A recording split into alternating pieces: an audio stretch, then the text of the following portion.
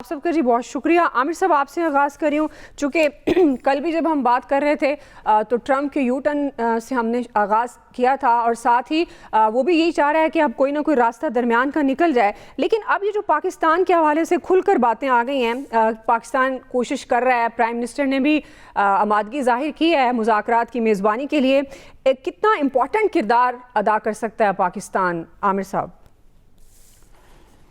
دیکھیں، پہلے تھی کہ جی فلاں رسالہ کہہ رہا ہے، فلاں اخبار کہہ رہا ہے۔ اب وائٹ ہاؤس نے کنفرم کر دیا فیلڈ مارشل کی صدر ٹرمپ کے ساتھ بات چیت ہوئی ہے سنڈے کو۔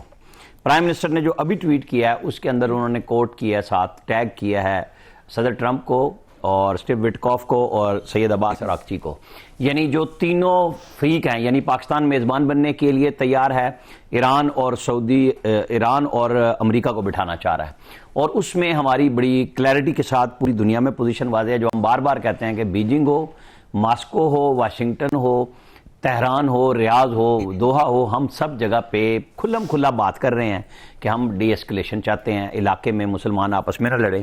ابھی مودی نے ٹویٹ کیا کہ مجھے فون آیا صدر ٹرمپ کا، اور انہوں نے بھی بات کی، اور انہوں نے اپنا مدعا صرف اتنا بیان کیا کہ میں نے کہا ہے کہ امن بھی ہو اور آبنائے ہرمز کھلی رہے، کیونکہ وہاں ان کو مسائل ہیں۔ اب پاکستان کے لیے یہ مسئلہ ہے کہ پاکستان نہ تو چاہتا ہے سعودی عرب اور جو باقی گلف ممالک ہیں وہ اور ایران آپس میں لڑیں، اور ایران کا مسئلہ یہ ہے کہ جب ان کے اڈوں سے، گلف کے ممالک کے اڈوں سے حملہ ہوتا ہے تو وہ تو پہلے سے اعلان کر چکا تھا کہ اگر آپ کے اڈوں سے حملہ ہوگا تو ہم نہیں چھوڑیں گے۔ پاکستان نے پوری کوشش کی، اور اس کا نتیجہ یہ ہوا کہ پاکستان نے جو کام دکھایا، اور فائنینشل ٹائمز نے اس کو رپورٹ کیا، تو رات سے گودی میڈیا کو چیک کر لیں کہ ان کی چیخیں نکلتی ہوئی آپ کو نظر آ رہی ہیں کہ پاکستان نے کیا کردار ادا کیا، اور وہ کہہ رہے ہیں کہ ہم تو ارریلیونٹ ہو کے رہ گئے ہیں۔ مودی کیا کر رہا ہے کہ اس پورے خطے میں آج یہ پہلی خبر اس کی آئی کہ اس کو صدر ٹرمپ نے فون کیا۔ ظاہر ہے کہ جب پاکستان کے ساتھ امریکہ انگیج ہو رہا ہے، اور وہاں پہ جے ڈی وینس کی بھی بات آ رہی ہے کہ وہ پاکستان آ سکتے ہیں، 30 تاریخ کو ہی کہہ رہا ہے، وڈکوف کا ہے، کشنر ہے، ان کے داماد ہیں جو صدر ٹرمپ کے ساتھ، ان کے لوگوں کے ساتھ ہمارے رابطے ہیں، ہم پہلے بھی انہی لوگوں کے ساتھ رابطے کر کے ہماری واشنگٹن تک جس طرح رسائی ہوئی ہے، اور وہ بار بار ہمارا نام لیتے ہیں۔ تو پاکستان نے ایک ایسا نام سفارتکاری میں بنایا ہے جہاں پاکستان کے اندر کوئی آپس میں دراڑ نہیں ہے، ملٹری اور سول سائڈ پہ دونوں مل کے کام کر رہے ہیں، ایک محاذ فیلڈ مارشل سنبھالتے ہیں تو دوسرا محاذ پرائم منسٹر سنبھالتے ہیں، اور دونوں کا نتیجہ وہ پاکستان کے حق میں لا کے سامنے کھڑا کر رہے ہیں۔ آج جو میٹنگ جس کا آپ نے حوالہ کیا اور ہم نے صبح یہ خبر دی کہ وہ ہوئی ہے، وہ اسی لیے ہوئی ہے، اور اس کی خبر ابھی تک نہیں دی گئی کہ وہ ہم دیکھ رہے ہیں کہ ہم کیا کیا کردار ادا کر سکتے ہیں، پاکستان پہ کیا کیا پریشر آئے گا، کیونکہ صرف سفارتکاری نہیں ہے، ہمارے اقتصادی مسائل بھی ہیں۔ ہم راشن بندی پہ بھی پیٹرول کی طرف جا رہے ہیں، صدر کے پاس وزیر اعظم اس لیے جا رہے ہیں کہ بلوچستان اور سندھ میں ان کی حکومت ہے۔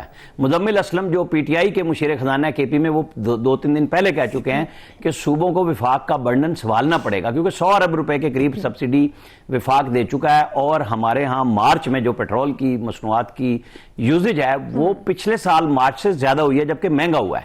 یعنی ہم بھی باز نہیں آ رہے کسی کام میں بھی کہ ویسے قوم ہم کیا کردار ادا کریں گے، جب مشکل میں ہیں تو ہم ہی کچھ کم کر لیں۔ تو پاکستان اب ایک ایپ ڈیولپ کر رہا ہے، اگر یہ کرائسس لمبا ہوا تو پھر راشن بندی پیٹرول کی ہوگی، کیونکہ اس دن جب میں نے یہ بات کی تھی تو فیصل نے ٹھیک سوال اٹھایا تھا نا کہ کیسے کریں گے، ہم تو سارے ٹھگ ہیں، مطلب ادھر سے نکلیں گے دوسرے پہ چلے جائیں گے، رشتہ دار پہ، تو گاڑیوں کو رجسٹرڈ کرانا، ظاہر ہے اس ٹھگی پہ تو حکومت پاکستان بھی تو جانتی ہے نا کہ ہم کیا کیا کر سکتے ہیں۔ وہ بھی لگے ہوئے ہیں کہ کسی طریقے سے عام آدمی کو جس کو یہ رسائی دینی ہے، پیٹرول چاہیے بھی ہے، پہیہ بھی چلانا ہے، معیشت بھی چلانی ہے، وہ کر رہے ہیں۔ پرائم منسٹر نے کوئی کم از کم آج 12 میٹنگز کی ہیں اس حوالے سے، جہاں ایک طرف ہم مڈل ایسٹ کرائسس کو دیکھ رہے ہیں اور دوسری طرف پاکستان کے بھی مسائل بنے ہوئے ہیں، ہمیں وہ بھی دیکھ رہے ہیں۔ میں بہرحال بار بار بات کروں گا، ہم نے صدر جو مشرف کے دور میں امریکہ کو فری رسائی دی بغیر کسی بات کے کہ ہم تو تعاون کریں گے، ہم تو بس جناب آپ کے لیے سہولت کاری کریں گے 7 نکات پہ، اور پاکستان کا بیڑا گرک کرا لیا اربوں ڈالر کا، 50 ارب روپے سے اوپر کا، کہ ہم نے راہداری نہیں رکھی افغانستان پہ 1 پیسے کی۔ اب حکومت پاکستان جب یہ کام کرنے جا رہی ہے، کوئی شرط کی بات نہیں ہے، لیکن یہ عام آدمی کا مسئلہ ہے کہ آپ انہی کے لیے بات کریں گے تو ایران سے بھی بات ہونی چاہیے، گلف میں بھی ہونی چاہیے، امریکہ سے بھی ہونی چاہیے، کہ ہمارے مفادات کا خیال ہم خطے کا رکھ رہے ہیں تو ہمارا کون رکھے گا، ہمیں اس معاملے کو ساتھ ساتھ رکھنا چاہیے۔ صحیح جی آیا صاحب، یقیناً پاکستان کے اقتصادی مسائل ہیں، لیکن سفارتکاری کو دیکھتے ہوئے اب آپ کو لگتا ہے کہ بڑھتی جنگ کا خاتمہ ممکن ہوگا؟ ایک مشکل مشن پاکستان کے سامنے ہے، کیونکہ امریکہ کے بھی 15 نکات ہیں، ایران کے بھی، ظاہر ہے اب یہ جنگ جس نہج پر ہے اس کو سمیٹنا یہ کتنا مشکل ہوگا پاکستان کے لیے اور کتنا امپورٹنٹ کردار آپ سمجھ رہے ہیں اس وقت؟ پہلے تو دعا یہ کہنا پڑے گا کہ یہ بڑی فخر کی بات ہے پاکستان کے لیے کہ ہمیں اس کی ثالثی ملی. یہ کوئی چھوٹی بات نہیں ہے. مطلب وہ ایک طرف امریکہ ہے, اسرائیل ہے, اس کے بعد ایران ہے, اور اسلام آباد میں یہ ہونا. ہمارے تو اپنے معاملات آپ کو پتہ ہے ملک سے باہر ہوتے رہے ہیں, دوسرے ملکوں میں نیگوسیشنز ہوتی رہی ہیں. ہمارے یہاں تو اس طرح کا کبھی ہوا ہی نہیں تھا. اس حوالے سے میں کافی دنوں سے اسحاق ڈار صاحب کی بھی تعریف کر رہا ہوں, فیلڈ مارشل کی بھی تعریف بنتی ہے, پرائم منسٹر بھی اس کرائسس میں جس طرح سے یہ کھیلے ہیں نو ڈاؤٹ بہت زبردست کھیلے ہیں. اور وہ جو انڈیا کے میڈیا میں جو کوحرام مچا ہوا ہے اس کی ریزن سمپل ہے.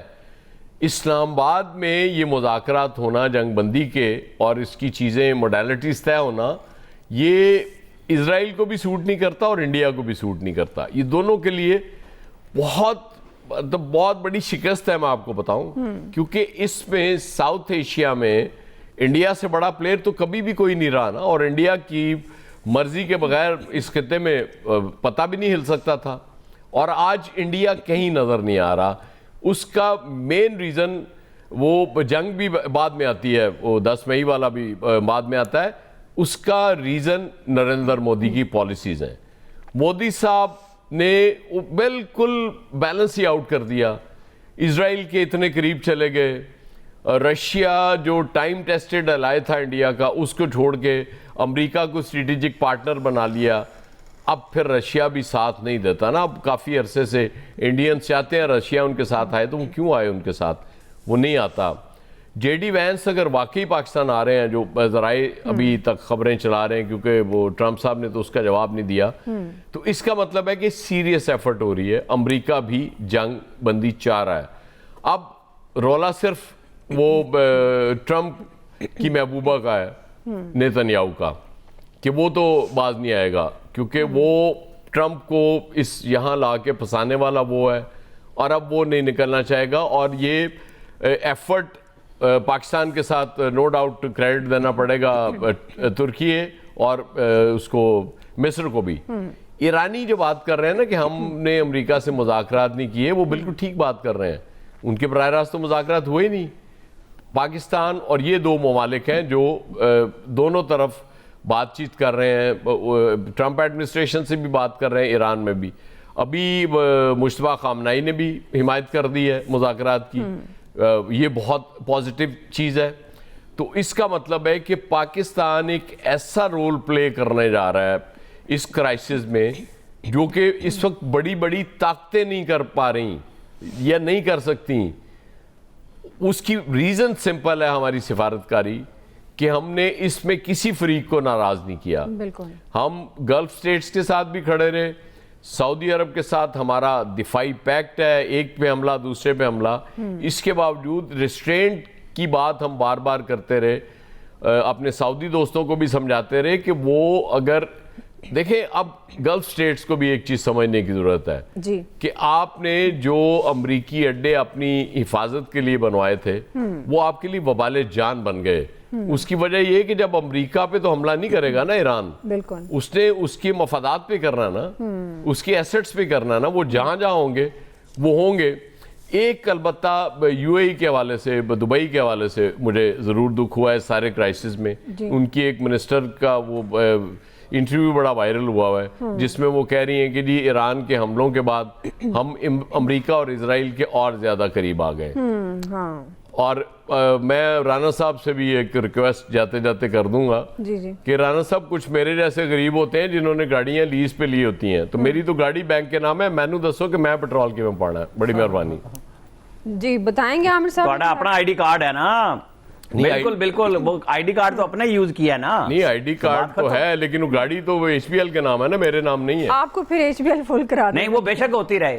چل آپ کو جناب وہ آپ کا آئی ڈی کارڈ ہے, کوئی ایشو نہیں ہے. چل بس پھر آئی ڈی کارڈ ہر بندے کا ہے, اسی کو ملنا ہے. صحیح ہے, چاہے وہ موٹر سائیکل والا ہے یا رکشے والا ہے, سب کو ملے گا. صحیح.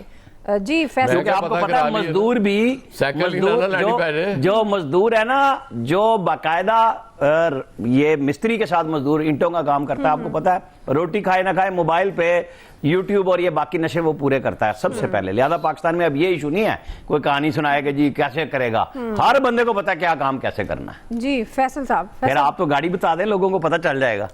जी